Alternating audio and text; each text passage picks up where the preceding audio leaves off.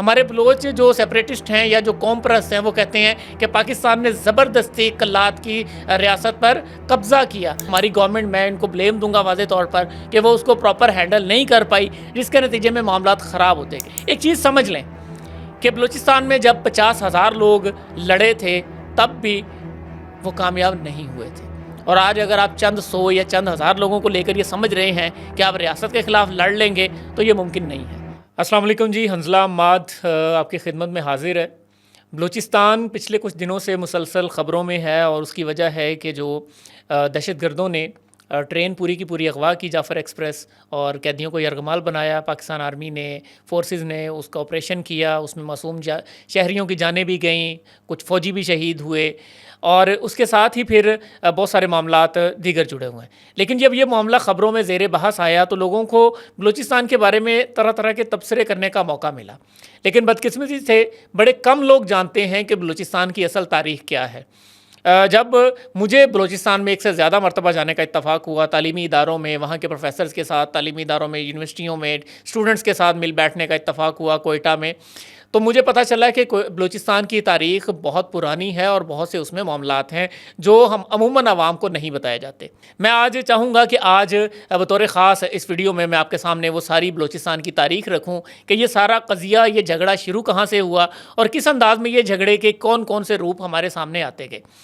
مثلا میں اگر آپ کو بتاؤں کہ بلوچستان یہ بنیادی طور پر سب سے پہلے تو جغرافیہ سمجھ لیں، بلوچستان 2 حصوں پر مشتمل ہے. آج بھی اس کی واضح طور پر ایک لسانی تقسیم ہے. آدھا بلوچستان پشتون بیلٹ ہے اور آدھا بلوچستان بلوچ بیلٹ کہلاتا ہے.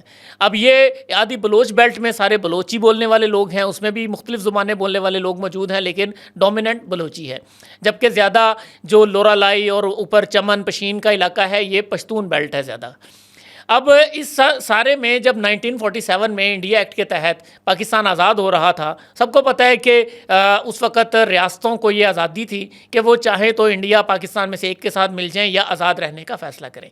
تو اس وقت پورا بلوچستان موجودہ 2 حصوں پر تھا.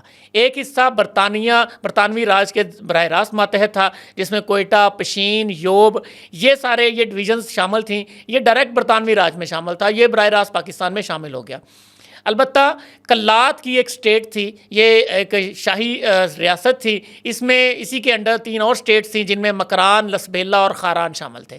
تو یہ کلات کی سٹیٹ، انہوں نے اس کے معاملے میں جب پاکستان بن گیا تو ان کے مذاکرات چل رہے تھے. اب اس میں 2 نیریٹو ہیں. ہمارے بلوچ جو سیپریٹسٹ ہیں یا جو قوم پرست ہیں وہ کہتے ہیں کہ پاکستان نے زبردستی کلات کی ریاست پر قبضہ کیا. اب اس میں ایک چیز آپ کو اور بتا دوں کہ گوادر اس وقت ان دونوں میں سے کسی کا حصہ نہیں تھا. گوادر عمان کی ریاست کے پاس تھا، جس کو فیروز خان نون صاحب نے اور ان کی بیگم نے 1958-59 میں باقاعدہ خرید کر حکومت پاکستان کو دیا تھا. اس کی ایک الگ ہسٹری ہے، اس پہ پھر کبھی ویڈیو صحیح. اب جب قائد اعظم محمد علی جناح، جو احمد یار خان صاحب تھے، کلات کی سٹیٹ کے خان آف کلات کہلا جاتے تھے، وہ ان کے لیگل ایڈوائزر بھی رہے تھے قائد اعظم محمد علی جناح. ان کے ساتھ ان کے مذاکرات چل رہے تھے، مسلسل وہ ان کو قائل کر رہے تھے کہ آپ پاکستان میں شامل ہو جائیں. ان کی اپنی سٹیٹ میں اس پر اختلاف موجود تھا، اختلافی رائے موجود تھی، لیکن بالآخر یہ طے ہوا کہ 27 مارچ 1948 کو انہوں نے پاکستان کے ساتھ خان آف کلات نے الحاق کا اعلان کیا. باقاعدہ الحاق ہوا، سائن کیے گئے. الحاق کرنے کے بعد یہ حصہ سارا پاکستان کا باقاعدہ حصہ بن گیا. پاکستان نے اس کو اپنی عملداری میں لے لیا. اس فیصلے کے فوری بعد بلوچستان میں جو پرنس ہیں عبد الکریم، یہ ان کے بھائی تھے، جو خان آف کلات تھے انہی کے بھائی تھے. انہوں نے پہلی بغاوت کی کوشش کی، بڑی محدود سی کوشش کی، بڑے تھوڑے سے لوگ تھے. انہوں نے چاہا کہ ہم جو پاکستان کی فورسز ہیں وہاں ان پہ حملے کریں. اس قسم کی انہوں نے کوششیں کی، لیکن وہ بڑی جلدی ہی دب گئی، کیونکہ وہ ایک بہت بڑی کوشش نہیں تھی. لوگوں کی ایک بڑی تعداد، حتیٰ کہ کلات کے جو وزیر اعظم تھے وہ بڑی شدت سے حامی تھے. اسی طرح قاضی عیسیٰ صاحب کا چیف جسٹس، ہمارے جو قاضی فائز عیسیٰ صاحب ہیں، ان کے والد محترم، یہ حامی تھے. تو بہت سارے لوگ اس کے حامی تھے. اب اس کے نتیجے میں کیا ہوا کہ یہ پہلی بغاوت بڑی آرام سے یہ ختم کر دی گئی، ریاست نے ختم کر دی. لیکن بلوچستان میں کچھ ایسے فیکٹرز تھے جن کی بنیاد پر یہ بغاوت پنپ رہی تھی. اب وہ پنپتے ہوا یہ کہ 1958 میں 1958 میں جب ایوب خان نے 1 یونٹ کا فیصلہ کیا اور یہ طے کیا کہ پاکستان کے تمام صوبے، مغربی پاکستان کے تمام صوبے 1 یونٹ ہوں گے، مشرقی پاکستان 1 یونٹ ہوگا، تو اس فیصلے کے خلاف احتجاج ہوا۔ نواب نوروز خان صاحب تھے، انہوں نے اس پہ باقاعدہ احتجاج کیا، مسلح بغاوت کی بھی کوشش کی، اور وہ کچھ عرصہ چلی بھی، لیکن وہ بالآخر سمیٹ دی گئی۔ اب ایوب خان صاحب کا دور حکومت تھا، وہ بغاوت تو سمٹ گئی، لیکن 1963 میں شیر محمد مری صاحب نے باقاعدہ گوریلا جنگ کا آغاز کیا۔ انہوں نے باقاعدہ پاکستان فوج پہ وہ ہٹ اینڈ رن والا جو کام ہوتا ہے کہ آنا، حملے کرنا، حملے کر کے واپس پہاڑوں پہ چلے جانا، بڑی ان کو کوشش کی گئی منانے کی، لیکن اس کے بعد جب یہ کوشش کامیاب نہیں ہوئی تو اس پر ہمارے اس وقت کی آرمی نے ان پہ اٹیکس بھی کیے، وہ ایک جنگ چلتی رہی۔ لیکن 1969 میں جب یحییٰ خان نے 1 یونٹ پالیسی کو ختم کیا تو اس میں عارضی طور پر ایک سیز فائر ہو گیا۔ ایک سیز فائر ہونے کے نتیجے میں وہ جو ایک ٹسل چل رہی تھی، ایک فیز تھا، وہ ختم ہو گیا۔ لیکن اب اس میں اگلا مسئلہ ایک اور آ گیا۔ بھٹو نے آ کر بلوچستان کی اس وقت کی ایک گورنمنٹ تھی، اس گورنمنٹ کو ختم کرنے کا فیصلہ کیا، تو اس کے نتیجے میں کیا ہوا کہ بلوچستان گورنمنٹ ساری کی ساری لپیٹ دی گئی۔ ایک بڑی تعداد میں بلوچستان کی عوام نے اس کے خلاف بغاوت کا اعلان کیا۔ اب یہ ایک ایسا فیصلہ تھا کہ ذوالفقار علی بھٹو کے پاس اس کی ریزن ضرور ہوں گی، لیکن اس فیصلے کو تنقید کا نشانہ بنایا جا سکتا ہے، اور یہ کہا جا سکتا ہے کہ بلوچستان میں جو ایک ریزنٹمنٹ ہے اور جو ایک مسلسل وہاں پہ احساس محرومی یا ایک احساس خودداری کہہ لے، اس کو مٹانے کا جو پہلا بڑی ضرب تھی وہ 1973 میں لگی۔ اور اس 1973 کی ضرب کا نقصان یہ ہوا کہ تقریباً 50,000 بلوچ نوجوان یہ مل کر، اس میں بڑے بڑے نام شامل تھے، اس میں مینگل تھے، اس میں مری تھے، اس میں بڑے بڑے ناموں کی مدد سے یہ 50,000 لوگ لڑے، باقاعدہ لڑے پاکستان آرمی کے ساتھ۔ لیکن وہ لڑائی چلتی رہی، حتیٰ کہ بھٹو کا دور ختم ہو گیا، ضیاء الحق صاحب آ گئے، تصفیہ ہو گیا بہت حد تک، آرمی کو ڈیفیٹ تو نہیں ہو سکا، لیکن یہ جنگ چلتی رہی۔ اس کے بعد جب یہ جنگ ختم ہونی تو پوری طرح سے نہیں ہوئی تھی، لیکن جب افغانستان میں روس آ کر بیٹھ گیا تو بھٹو ضیاء الحق صاحب نے بلوچستان کے لیڈران کو منانے کی کوشش کی، انہوں نے ایمنسٹی اسکیم بھی دی، معافیوں کے اعلان بھی ہوئے، اور معاملات اس دوران ضیاء الحق کی رجیم کے دوران بلوچستان کا معاملہ نسبتاً بہتر رہا، یعنی اس میں کوئی بہت بڑی بغاوت، کوئی اس قسم کے معاملات وہ نہیں آئے، یعنی وہ بلوچستان سیٹل ڈاؤن ہونا شروع ہو گیا۔ بلوچستان کے جو سیاستدان تھے وہ انتخابات کی طرف دوبارہ واپس آ گئے۔ 90s کے دور میں نواز شریف، بے نظیر بھٹو، ان کے درمیان وہ جو چل رہی تھی سیاست کی مسلسل جنگ، اس دوران بلوچ سیاسی جنگ میں مصروف رہے۔ تو یہ کوئی کسی قسم کی ایسی جو وہاں پر کوئی ٹسل کہہ لیں یا کوئی مسلح تحریک تھی، وہ اس وقت اس طرح سے وجود نہیں رکھتی تھی۔ مجھے پورا 90s کا دور گزرا، 9/11 ہوا، 9/11 کے بعد 2004 میں جب گوادر کو بنانے کا اعلان کیا مشرف صاحب نے، اس وقت ایک نئے سرے سے پھر سے بلوچستان میں ایک تحریک کا آغاز ہوتا ہے۔ نواب اکبر بگٹی وہ اس پر بات کرتے ہیں کہ یہ بلوچوں کی زمین ہے، بلوچوں کی اجازت کے بغیر بن رہی ہے، اس پہ مشرف صاحب کے ساتھ ان کا کلیش ہوتا ہے۔ مشرف صاحب اس پہ مشہور ان کا جو جملہ ہے کہ ہم تمہیں وہاں سے ہٹ کریں گے جہاں سے تمہیں پتہ بھی نہیں چلے گا، اور انہوں نے واقعتاً 2006 میں نواب اکبر بگٹی کو قتل کر دیا۔ اس کا نقصان یہ ہوا، اس سے پہلے نواب اکبر بگٹی اپنے بہت سارے لوگوں کو ساتھ لے کے پہاڑوں پہ جا چکے تھے، لیکن جب یہ معاملہ آگے بڑھا اور نواب اکبر بگٹی کو قتل کر دیا گیا تو اس کے بعد یہ تحریک پورے پاکستان میں، پورے بلوچستان میں پھیل گئی۔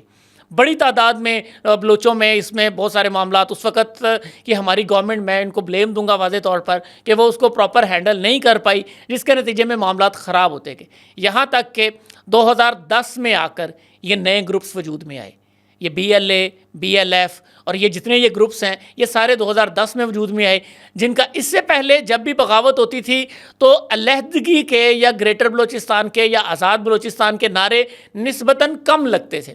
اپنے حق کی بات ہوتی تھی، اپنے حق کے لیے لڑنے کی بات ہوتی تھی، اس قسم کی باتیں زیادہ تھیں، لیکن علیحدگی کی بات، بالکل ایک آزاد بلوچستان کی بات، یہ نسبتاً کم تھی۔ البتہ 2010 کے بعد جب یہ گروپس وجود میں آئے، ہمارے پڑوس میں افغانستان میں امریکہ بیٹھا تھا، عالمی ایجنسیوں کو یہ اپنا کھیل رچانے کا موقع ملا، فالٹ لائن ایک موجود تھی، اس کو ایکسپلائٹ کیا گیا. ہماری حکومت نے بھی اس پر اتنا توجہ اور دھیان نہیں دیا. 2013 میں آ کر سی پیک کا اعلان ہوا، اس پر ان کی مزید فرسٹریشن بڑھی. فرسٹریشن بڑھنے کی وجہ سے یہ مزید ایکسپلائٹ ہونے لگے. 2010 کے بعد 2013 اور اس کے بعد آن گوئنگ اب یہ مسلسل یہ گروپس اتنے بڑھتے گئے کہ یہ گروپس اب اس قدر طاقتور ہو گئے کہ انہوں نے پاکستان آرمی کے خلاف آپریشن شروع کیے، بہت ساری جگہوں پہ حملے، اور یہاں تک کہ ہمارا یہ جو حالیہ واقعہ ہے جعفر ایکسپریس کو اغوا کرنے کا، وہ یہاں تک پہنچنے میں کامیاب ہوئے. اب اس میں چند چیزیں کر کے میں بات ختم کرتا ہوں. میں نے پوری ٹائم لائن آپ کے سامنے رکھی. ایک چیز سمجھ لیں کہ بلوچستان میں جب 50,000 لوگ لڑے تھے تب بھی وہ کامیاب نہیں ہوئے تھے. اور آج اگر آپ چند سو یا چند ہزار لوگوں کو لے کر یہ سمجھ رہے ہیں کہ آپ ریاست کے خلاف لڑ لیں گے تو یہ ممکن نہیں ہے. آپ انارکی، آپ فتنہ تو پھیلا سکیں گے، آپ ڈیسٹیبلائز کرنے میں دشمنوں کے ہاتھوں استعمال تو ضرور ہو جائیں گے، لیکن یہ نہیں ہو سکتا کہ اس کے ذریعے آپ اپنا کوئی خدا نخواستہ مقصد حاصل کرنے میں کامیاب ہو جائیں. آپ کی اطلاع کے لیے میں آپ کو بتاتا چلوں کہ خانف قلات نے باقاعدہ بھارت سے رابطہ کیا تھا کہ ہمیں انڈیا میں شامل کیا جائے، لیکن انڈیا نے انکار کر دیا تھا. یہاں تک کہ افغانستان نے بھی انکار کر دیا تھا. اور بلوچستان اس وقت اپنے طور پر سروائیو نہیں کر سکتا تھا، تو انہوں نے پاکستان کے ساتھ پھر الحاق کا اعلان کیا، اپنی مرضی سے کیا تھا. اور جب اپنی مرضی سے آپ نے الحاق کا اعلان کیا، پاکستان میں اور بھی پرنسلی سٹیٹس تھیں، بہاولپور کی تھی، سوات کی تھی، سب نے الحاق کا اعلان کیا، کہیں پر بھی مسئلہ نہیں ہوا. اب ریاست پاکستان اپنی وفاق پر حملہ آوروں کے معاملے میں کوئی اس طرح کی بڑا عرصہ پاکستان ناراض بلوچ کی اصطلاح استعمال کرتا رہا. ہماری اسٹیٹ نے بڑا عرصہ یہ کہا کہ یہ ناراض بلوچ ہیں، ہم ان کو راضی کریں گے، ہم ان کے لیے پیکیجز دیں گے، بہت چیزیں ہوئیں. لیکن اب حکومت کو بھی اپنی پالیسی واضح کرنی ہے.